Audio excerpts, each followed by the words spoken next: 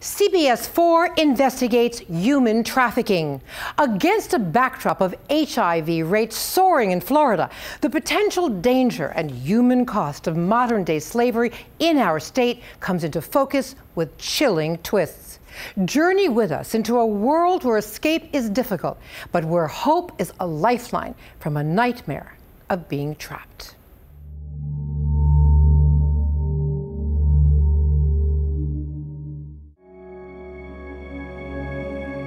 In her eyes, she sees a tormented soul. Some days, how many men did you have to service?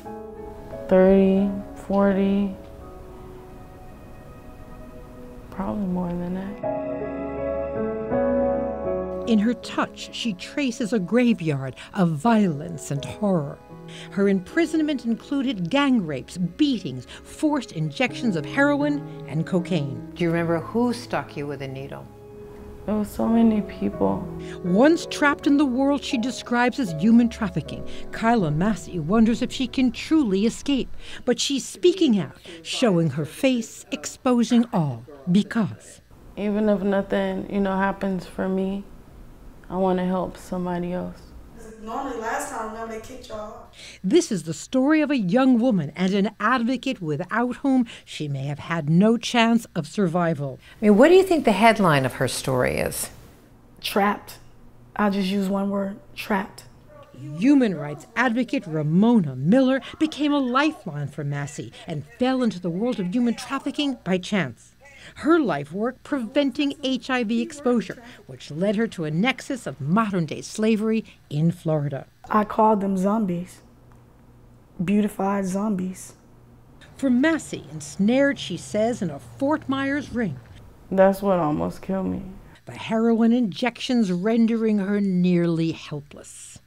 It's pretty much like a rag doll. Like a rag doll. That's how you felt. The needles used and reused on girl after girl. Shared needles followed by unprotected sex. What did you feel like? Did you lose a sense of being a human being? They got to pick and choose whether or not they wanted to use the condom. And who were these men? They were like doctors and lawyers. Do you think some of them were married? Some of them would have their rings on.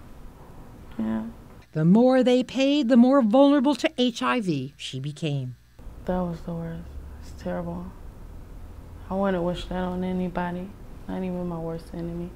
When you hear her saying, it was up to the so-called John, to decide if they wanted to use a condom or all. You're playing with someone's life. That person has become God. They have a decision. Do I want to make you pregnant? Do I want to give you HIV? The operations were run out of local motels. We wouldn't even stay in a hotel for more than like 3 or 4 days. They would move us to a totally new, different hotel. By midday, the traffickers' cell phones rarely stopped ringing. What would men pay to be able to buy the services of the trafficked girls, as you put it? I mean, just for 30 minutes. Okay. Be like $300 for 30 minutes. How would you liken to how they're treated, how they're bartered?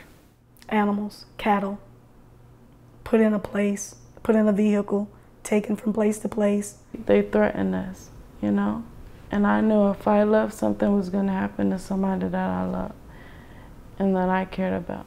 Who would that person be? First and foremost, my son. Her life changed because of Miller.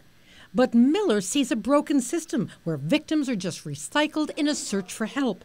And finding help for a victim of sex trafficking who's in her 20s, was injected with drugs, and is at risk for HIV, not easy.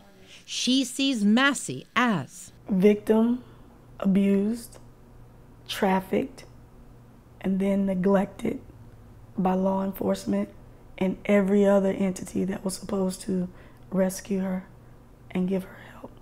Those who had beds available couldn't do it because she was too old. For months, we've tried to help Massey find answers. My name is Kyla Massey.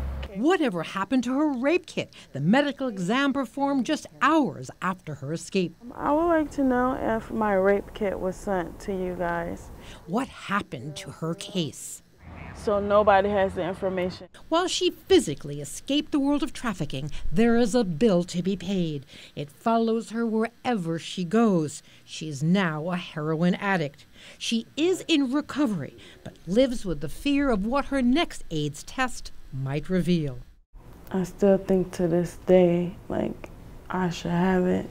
And I think, like, it's gonna pop up. And if you and she don't keep screaming about it, do you think anything will happen? I believe and I pray that you will get this story out there, not necessarily to get people in trouble, but to save those girls who are crying. Meanwhile, Massey's traffickers remain at large.